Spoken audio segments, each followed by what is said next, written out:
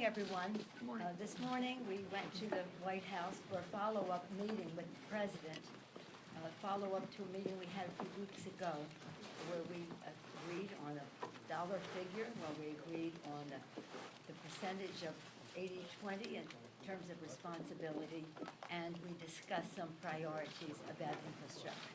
It was agreed at that time that we would return today to talk about how we would cover the cost of such a proposal. Last night, in the time in between, the President was making some sounds that we questioned how serious he could be if he was saying what he was saying, and last night he put forth a letter saying that unless we passed the U.S., Mexico, Canada free trade agreement, there was no reason for us to, we couldn't go forward with infrastructure. We didn't see those two as related, but the fact is, hopeful, optimistic, and seeing the necessity for a big infrastructure initiative for our country, we went in the spirit of bipartisanship to find common ground with the President on this. He came into the room, made a statement that he made was, I won't even characterize it, but I will say this, and what I said after he left. Thomas Jefferson, when he was President of the United States, tasked his Secretary of the Treasury, Gallatin, to put forth an infrastructure proposal for the initiative for the country.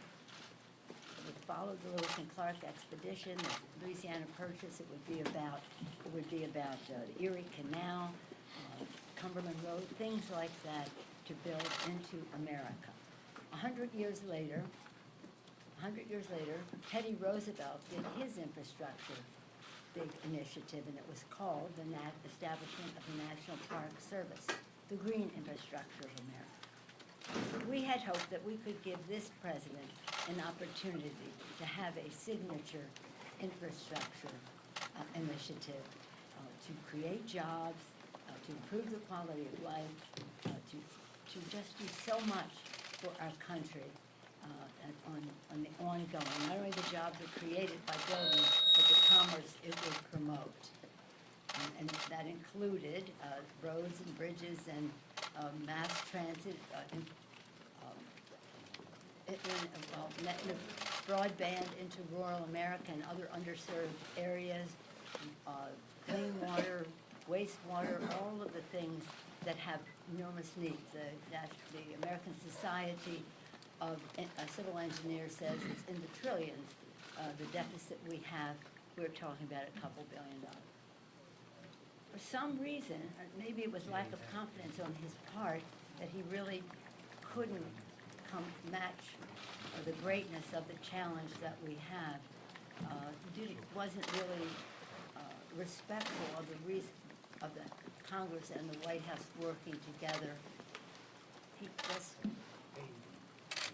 took a pass, and it just makes me wonder why he did that. In any event, I pray for the President of the United States, and I pray for the United States of America. I'm pleased to yield now to the distinguished Democratic leader of the Senate, Mr. Schumer.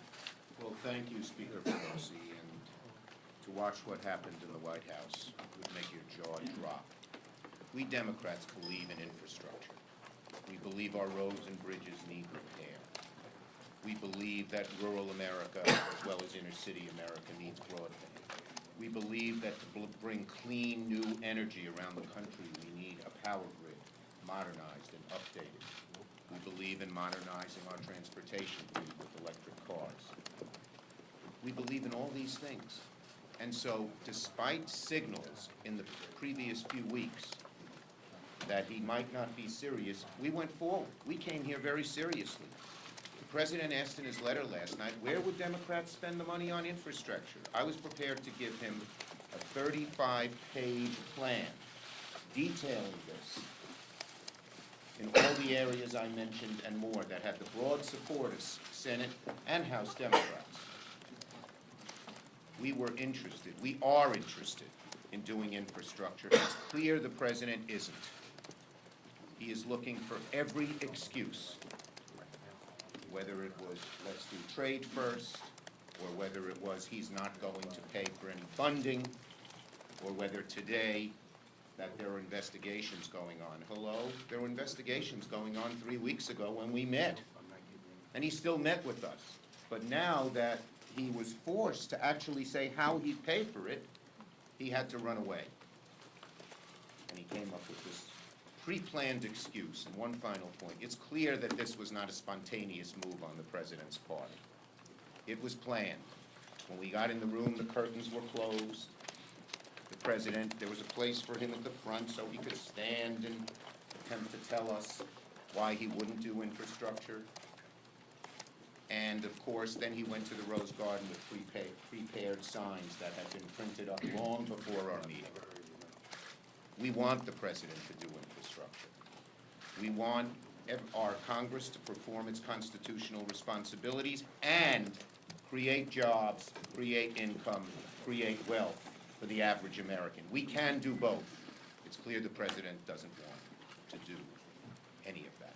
I just would add this one thing, that we had a very distinguished delegation to the Congress, very powerful House and Senate.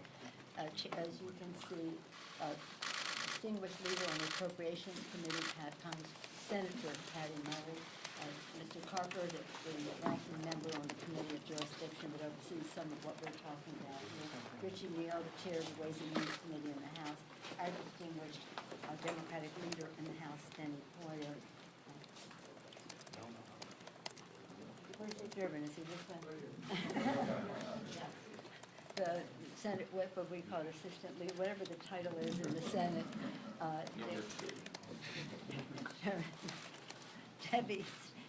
Debbie Stabenow of Michigan, a leader on all of these issues in her committees in the Congress. Our Assistant Speaker, Mr. Ben Ray Lujan of New Mexico. Our distinguished Whip of the House, Democratic Whip of the House, Mr. Clyburn. Chair of the, I love saying chair, the chair of the Transportation Infrastructure Committee, appropriate to this discussion, Mr. DeFazio, and the top Democrat on the Finance Committee in the United States Senate, Ron Wyden. So we came with commitment, with knowledge, with hope, with a shared vision of creating a great jobs initiative for our country, and spirit of President Eisenhower when he instituted the highways, the interstate highway system. It was important for jobs and mobility. It was a national security initiative, and it was bipartisan. Lyndon Johnson and Sam Rayburn in the House and Senate, the President of the United States, Dwight Eisenhower. We had hoped that we could do something comparable. Unfortunately, the president isn't ready for that.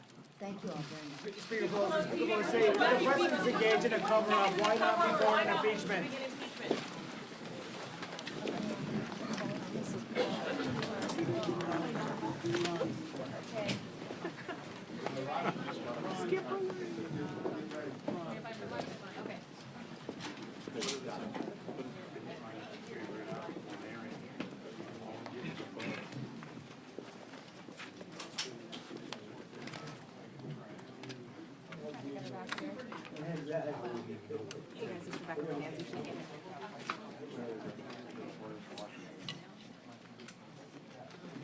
The only one.